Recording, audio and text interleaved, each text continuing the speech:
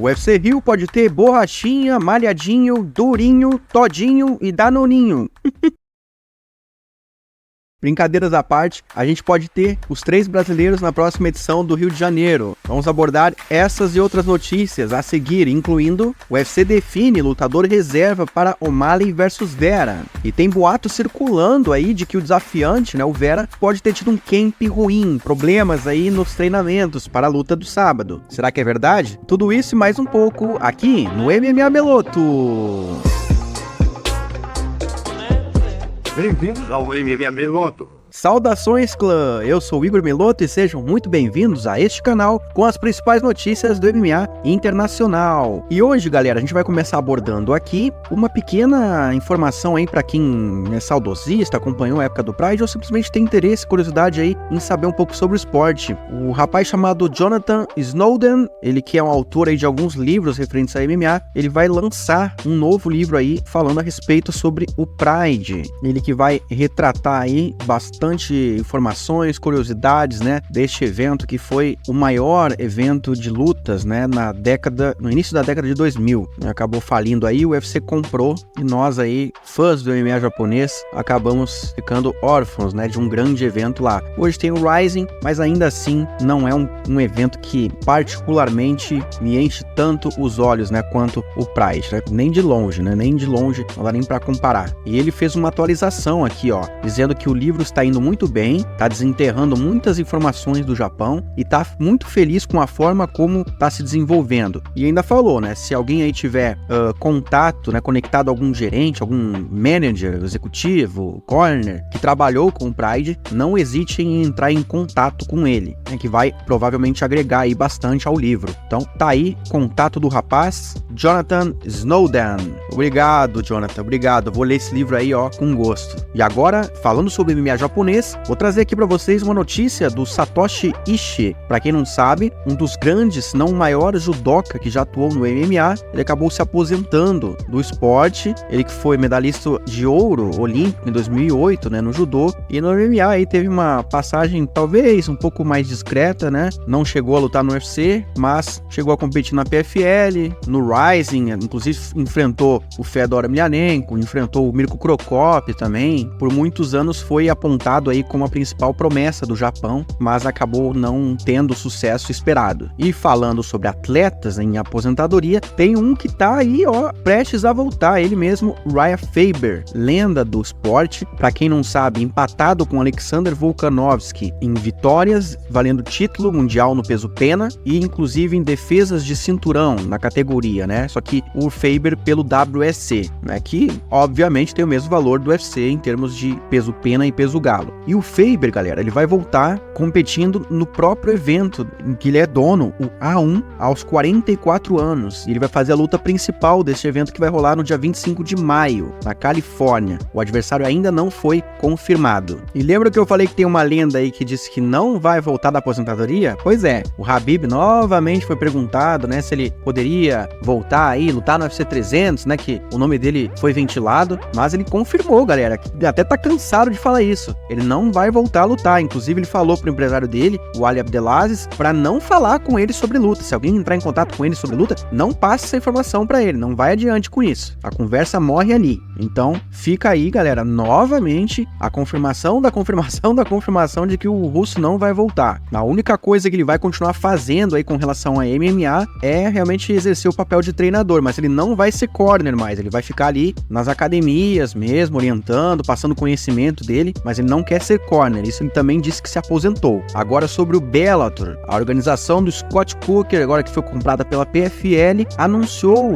a volta do Usman Nurmagomedov, ele que havia sido suspenso, em torno de 6 meses ali pelo doping que ele teve, inclusive foi na semifinal do Grand Prix dos pesos leves, a vitória dele contra o Brent Primus foi anulada, só que, pasmem, não tiraram o cinturão dele e ainda por cima colocaram ele contra o Alexandre Chablis, que era o cara que estava aguardando ele na final do GP, valendo $1 milhão, inclusive, mas simplesmente anunciaram aí uma disputa de cinturão, né, dos leves, ele que era o campeão até então, e o GP foi pro espaço. Cadê o $1 milhão?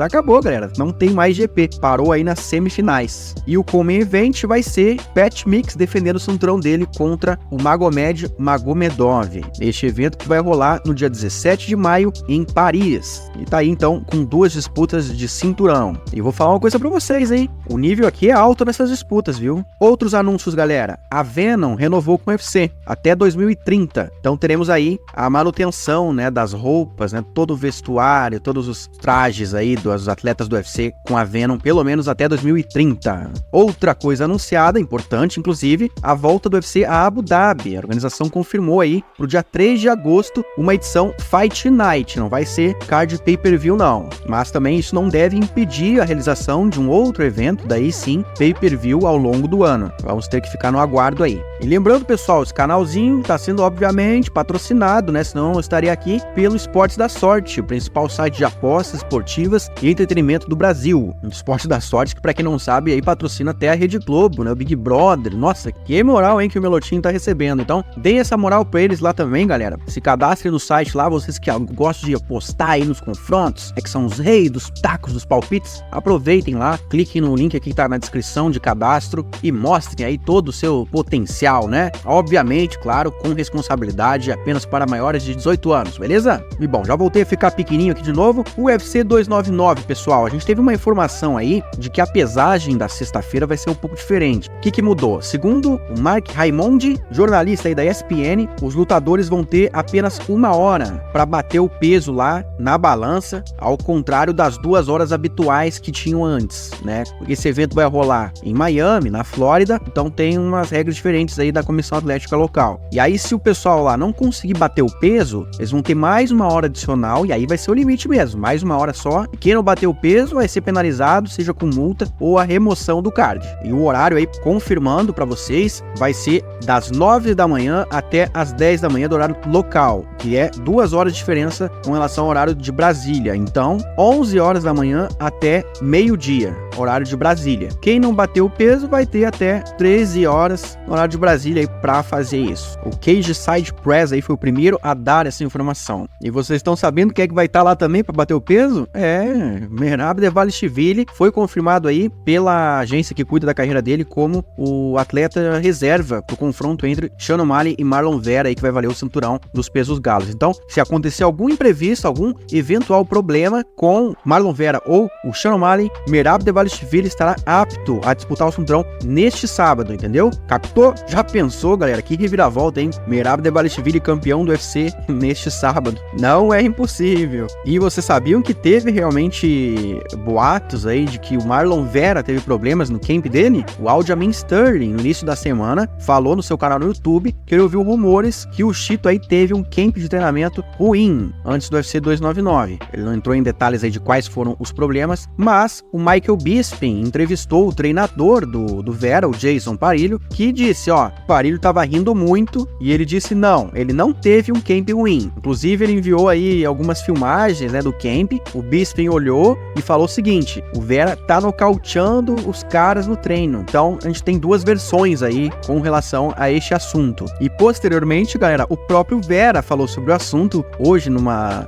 coletiva, né, no Media Day. Ele atacou o Sterling, inclusive, né, que foi o cara que plantou esse boato, dizendo que o Sterling tá com fome aí de atenção, porque ele nunca chamou atenção no UFC. Ele ainda falou assim, ó, o Sterling se tornou campeão mundial, defendeu o cinturão, foi vaiado na Pi da Nova Jersey contra a Pi do Cerrudo. Quem é vaiado contra o Cerrudo, cara? Caramba, é que a galera odeia você mesmo, né? Disse o Vera aí, dando risada, né, do que o Sterling falou. E agora o UFC Rio, galera, nós vamos entrar aqui neste tema para especular completamente quem pode aparecer nesse card que ainda não tá confirmado, né? Então eu colhi aí alguns nomes que se prontificaram a lutar no evento, mesmo tendo luta marcada, que é o caso do Gilbert Durin. Em uma entrevista aí ao UFC Brasil, ele falou que tá aberto a fazer uma luta no UFC Rio. Claro, obviamente, se ele não tiver nenhum nenhum problema de lesão que impeça ele de fazer isso, porque ele vai lutar no próximo sábado, né, contra o Jack Della Maddalena. Outro nome aí que você colocou à disposição, também com a mesma condição, né, de estar bem fisicamente, é o Jailton Malhadinho. E ele disse, inclusive, que gostaria de disputar o cinturão interino contra o Tom Aspinall no UFC Rio. Então, galera, olha só que legal que seria. Provavelmente, inclusive, com apelo para ser a luta principal, Tom Aspinall e Jailton Malhadinho. Por que não? Mas, claro, tudo dependendo de uma vitória do Jailton contra o Curtis Blaydes, né? Não podemos contar aí com o ovo antes da galinha. Outro nome que pode, de repente, aparecer no UFC Rio, porque é a vontade do UFC, é o Paulo Borrachinha. Ele confirmou aí no Twitter, dizendo que foi chamado para lutar no UFC Rio. Mas, ele disse que prefere lutar no UFC 303, no dia 29 de junho, em Las Vegas, né? Esse evento que vai ser na Semana Internacional da Luta. Inclusive, o meu amigo e xará, o Igor Serafini, né, do canal Punch, aproveitem e sigam ele tanto no Twitter quanto o próprio canal dele aqui, tá muito legal também no YouTube. Ele comentou essa declaração do Borrachinha no Twitter dele, dizendo, né, lamentando que seria uma pena, né, se o Borrachinha não pudesse lutar porque talvez um problema envolvendo peso, né, que ele já sabia até que poderia acontecer, e o Borrachinha respondeu lá, dizendo que não, peso não é o problema, a questão é que se eu lutar no Rio, eu perco a International Fight Week. E aí um rapaz ali, o Bruno, perguntou o seguinte: com quem você espera lutar, Paulo? E o Borrachinha falou, já tá fechado, top 3. Ou seja, galera, o Borrachinha tá com luta marcada e a gente não sabe contra quem é ainda.